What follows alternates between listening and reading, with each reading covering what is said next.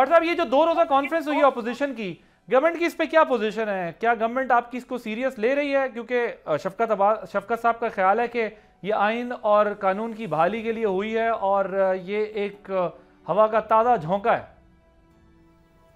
بسم اللہ الرحمن الرحیم۔ میں تو صرف یہ ٹی پروگرام سے پہ ہی آپ کو سن رہا ہوں کہ جی یہ 2 روزہ جو تحفظ پاکستان کانفرنس ہوئی ہے، اس کی تو کوئی میں کہتا ہوں کہ اس لیے کہ جہاں یہ لوگ جو بیٹھے ہوئے نا، یہ لوگ چلے عمران خان سے شروع ہو جائیں، آ جا رہے ہیں، سڑک بند کر دیں گے، یہ نہیں کریں گے، چلنے نہیں دیں گے، اسمبلی نہیں چلنے دیں گے۔ 2 سال میں جب یہ غیر جمہوریت کنٹے استعمال کر کے جب ان کو کچھ نہیں ملا تو بند کمرے میں کانفرنس کر دی۔ تو ان کو پہلے بھی یہی کہا تھا کہ اب آپ بند کمرے میں ہی رہیں گے۔ انہوں نے اپنے راستے خود بند کر دیے، انہوں نے غیر جمہوری طریقے اختیار کیے، اپنی فورسز پہ حملے کیے، ہائی کورٹ کے حکم کو نہیں مانا کہ ادھر نہیں آنا، جگہ جگہ دی گئی حکومت ہے کہ آپ ادھر بیٹھ کے احتجاج کریں، وہ نہیں سنا۔ ایک صوبے کا وزیر اعلیٰ کبھی گن اپنے ہاتھ میں اٹھا کے اور کبھی اپنے وہاں کی جو فورس ہے وہ اٹھا کے آ جاتا ہے، میں جیل توڑنے جا رہا ہوں، نہیں چھوڑوں گا۔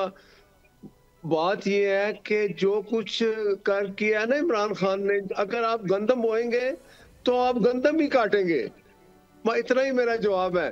جو کچھ کیا ہے، آج بھی میں کہتا ہوں کہ اعلان کرے صبح کہ میں نے یہ سارا غلط کام کیا، معافی مانگتا ہوں قوم سے کہ میں نے جی ایچ کیو پہ حملہ کرایا، اپنی فورسز کے بارے میں اپنے لوگوں کو اکسایا۔ اب لوگوں کو جن کو سزائیں ہوگی وہ صحیح سزائیں ہوئی۔ 9 مئی انہوں نے کرایا، 26 نومبر کو جو کچھ ہوا وہاں 14 جو آرمی کے رینجرز کے لوگ شہید ہوئے، یہ سب لوگ انہوں نے، یہی وہ ہیں لوگ۔ ایک بندہ جو فیض حمید بند ہے نا جیل میں، اس کو سزا ہوئی ہے، یہ سارے ایک ہی ہیں۔ اب آہستہ آہستہ آپ دیکھیں گے کہ یہ منصوبے باز تھے۔ ایک جیل میں بیٹھے ہوئے عمران، وہ بھی اس منصوبے میں شامل تھا۔ اور میں کہتا ہوں فیض حمید کے علاوہ ایک اور بھی جو فورسز تھے، باجوہ اس میں تھا، ثاقب نثار اس میں تھا، آصف سعید کھوسہ اس میں تھا، اجاز اللہ سنگ، یہ سارے تھے۔ ان سب کو ایک اکٹھے ہو کے نا اس طرح کانفرنس کر کے قوم سے معافی مانگے کہ ہم نے 2018 کا چلتا ملک ختم کر دیا، نواز شریف کو بیٹے سے تنخواہ نہ لینے پہ فار لائف ڈسکوالیفائی کر دیا۔ یہ لوگ تھے، یہ سارے شامل ہیں۔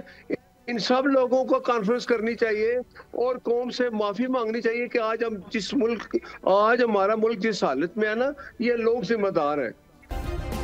سبسکرائب کریں اور بیل دبائیں تاکہ کوئی خبر رہ نہ جائے۔